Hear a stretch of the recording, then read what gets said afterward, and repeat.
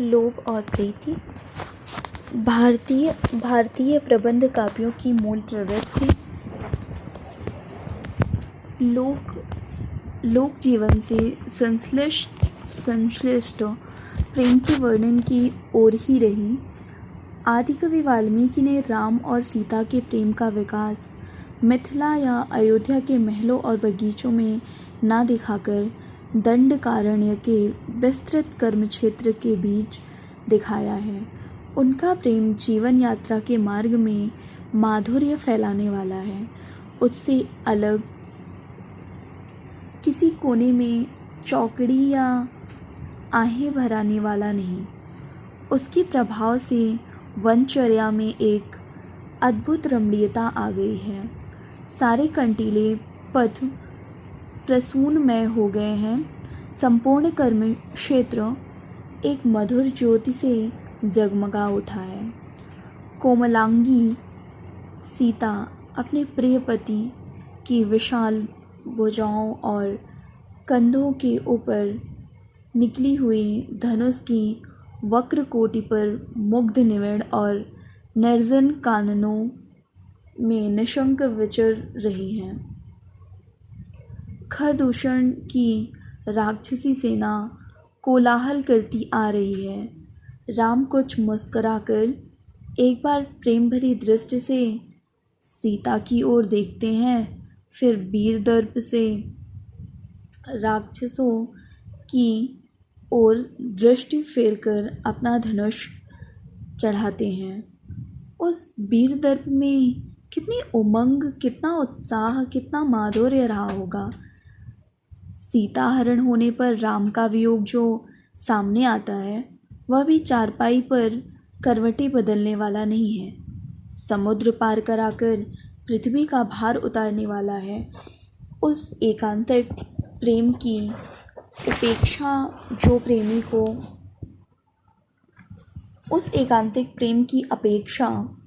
प्रेमी को एक घेरे में उसी प्रकार बंद कर देता है जिस प्रकार कोई मरीज को एक कोठरी में डाल देता है। हम उस प्रेम का अधिक मान करते हैं जो एक संजीवन रस के रूप में प्रेमी के सारे जीवन पथ को रमणीय और सुंदर कर देता है, उसके सारे कर्म क्षेत्र को अपनी ज्योति से जगमगा देता है। जो प्रेम जीवन की नरसता हटाकर उसमें सरसता ला दे, वह प्रेम धन्य है। जिस प्रेम का रंजनकारी प्रभाव विद्वान की बुद्धि, कवि की प्रतिभा, चित्रकार की कला, उद्योगी की तत्परता, वीर के उत्साह तक बराबर फैला दिखाई दे, उसे हम भगवान का अनुग्रह समझते हैं। भगवत भक्ति के लिए हम तो प्रेम की यही पद्धति समीचीन मानते हैं, जबकि प्रिय के संबंध से ना जाने कितनी वस्तुएं प्रिय हो जाती हैं, तब उस परम प्रिय के संबंध से सारा जगत प्रिय हो सकता है। शुद्धि भक्ति मार्ग में जगत से विरक्ति का स्थान हम ढूंढते हैं और नहीं पाते। भक्ति राग की वह दिव्य भूमि है जिसके भीतर सारा चराचर जगत आ जाता है। जो भक्त इस जगत को ब्रह्म की ही व्यक्त सत्ता या विभूति समझेगा, भगवान के लोकपालक और लोकरंजन स्वरूप पर मुग्ध रहेगा। वह अपने स्नेह, अपनी दया, अपनी सहानुभूति को लोक में और फैलाएगा कि चारों ओर से खींच लेगा।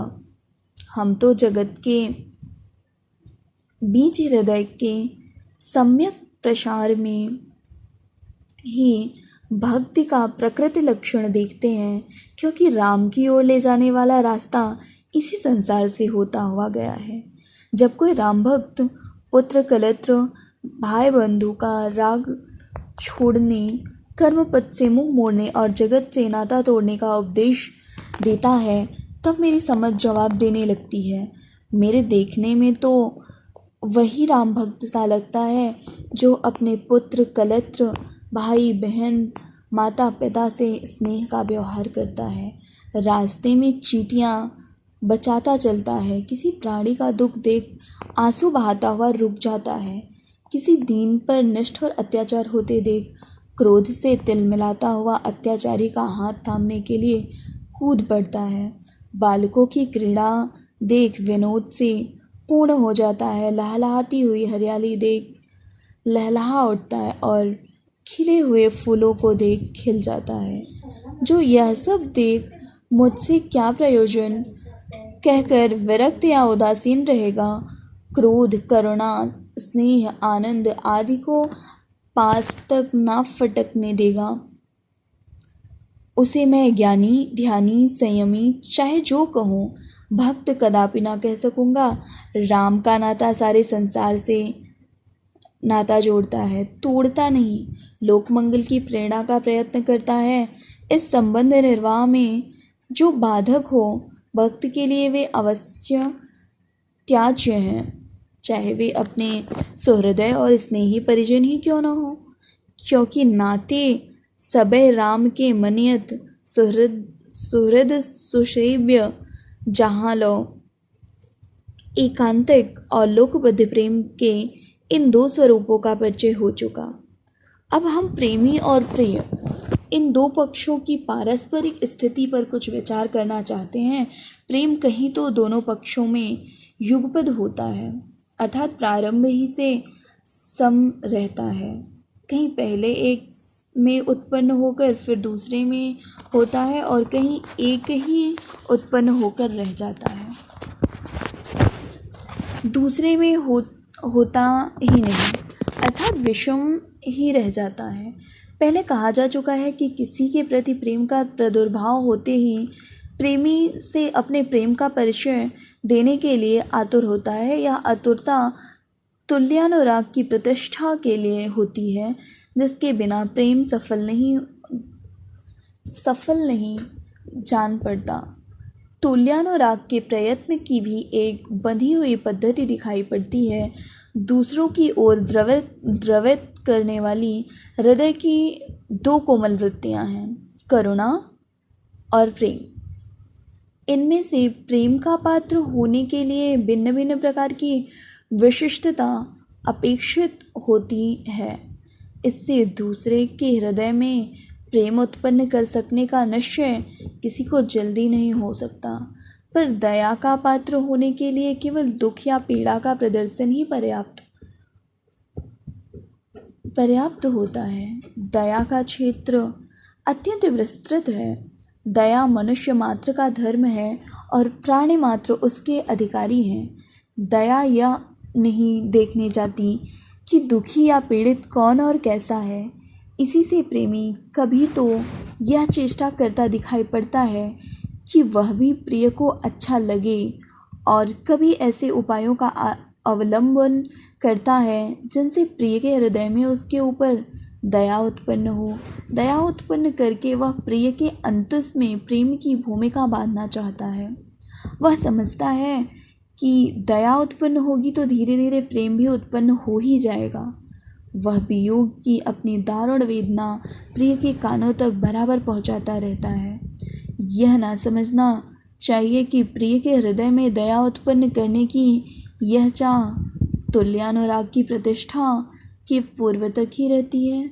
यह प्रेम मार्ग की एक सामान्य प्रवृत्ति है जो प्रेमी के हृदय में सदा बनी रहती है।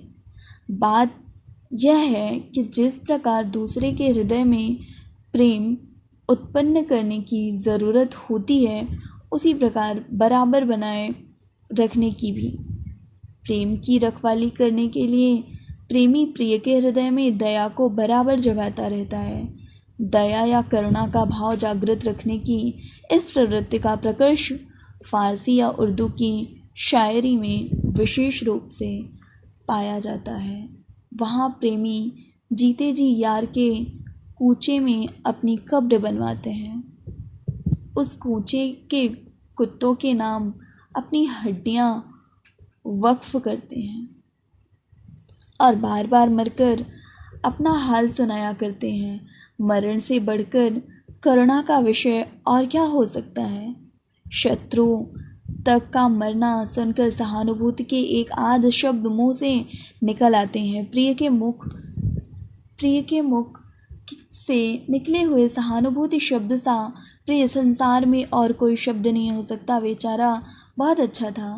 प्रिय के मुंह से इस प्रकार के कुछ शब्दों की संभावना पर ही आशिक लोग अपने मर जाने की कल्पना बड़े आनंद से किया करते हैं, जबकि सहानुभूति के एक शब्द का इतना मूल है, तब अष्टों का तो कोई मूल ही नहीं हो सकता। प्राण के बदले में भी वह सस्ता ही जचेगा।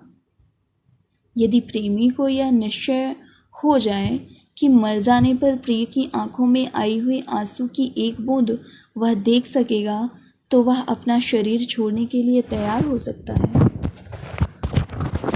यह कहा जा चुका है कि तुल्यानुराग की प्रतिष्ठा हो जाने पर ही प्रेम को पूर्ण तुष्टि और सफलता प्राप्त होती है।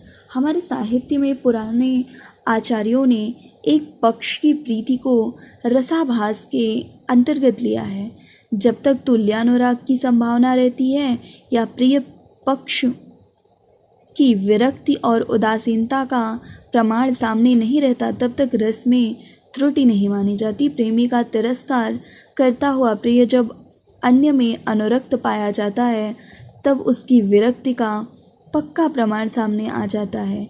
ऐसी दशा में भी बने रहने वाले प्रेम की चर्चा काव्यों में मिलती है। फारसी और उर्दू की शायरी में तो आशिकों की अक्सर यह शिकायत रहती है कि माशूक गैरों से मिला करता है और हमारी ओर ताकता तक नहीं। कृष्ण के मथुरा चले जाने पर गोपियों की शिकायत भी कुछ इसी ढंग की हो गई थी।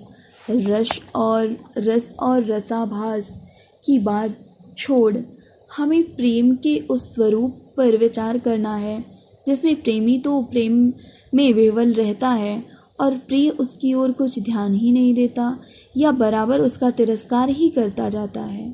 क्या ऐसा प्रेम कोई प्रेम ही नहीं है? यह नहीं कहा जा सकता। प्रेमी तो प्रेम कर चुका, उसका कोई प्रभाव प्रिय पर पड़े या ना पड़े, उसके प्रेम में कोई कसर नहीं। प्रिय यदि उससे प्रेम करके उसकी आत्मा को तुष्ट नहीं करता तो उसमें उसका क्या दोष? तुष्टि का विधान ना होने से प्रेम के स्वरूप की पूर्णता में कोई त्रुटि नहीं आ सकती।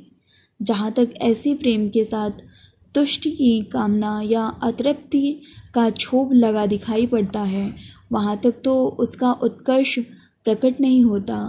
पर जहाँ आत्मतुष्टि की वासना विरत हो जाती है या पहले ही से नहीं रहती, वहाँ प्रेम का अत्यंत निखरा हुआ निर्मल और विशुद्ध रूप दिखाई पड़ता है।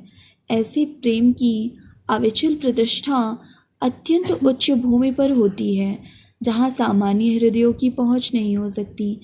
इस उच्च भूमि पर पहुँचा हुआ प्रेमी प्रिय से कुछ भी नहीं चाहता है, केवल यही चाहता है, प्रिय से नहीं ईश्वर से, कि हमारा प्रिय बना रहे और हमें ऐसा ही प्रिय रहे।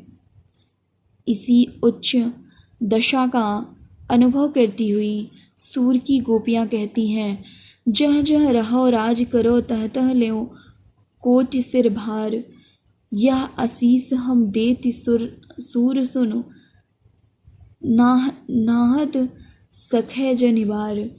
ऐसे प्रेमी के लिए प्रिय की तुष्टि या सुख से अलग अपनी कोई तुष्टि या सुख रह ही नहीं जाता।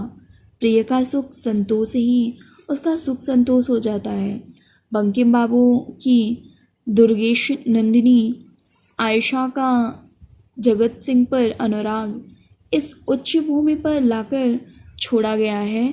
जिस दिन से उसे जगत सिंह और तिलोत्तमा के प्रेम का पता चलता है, उसी दिन से वह अपने प्रेम को भौतिक कामनाओं से मुक्त करने लगती है और अंत में तिलोत्तमा के साथ जगत सिंह का विवाह कराकर पूर्ण शांति के साथ प्रेम में विशुद्ध मानस लोक में प्रवेश करती है।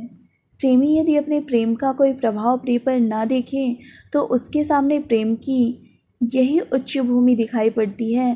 सानिध्य या संपर्क की कामना के त्याग द्वारा ही वह प्रेम रक्षा और शांति लाभ कर सकता है। यदि उसमें यह क्षमता ना होगी तो प्रतिवर्तन रिएक्शन द्वारा घोर मानसिक विप्लव और पतन की आशंका रहेगी। ईर्ष्या आदि बुरे भाव के संचार के लिए रास्ता खुल जाएगा।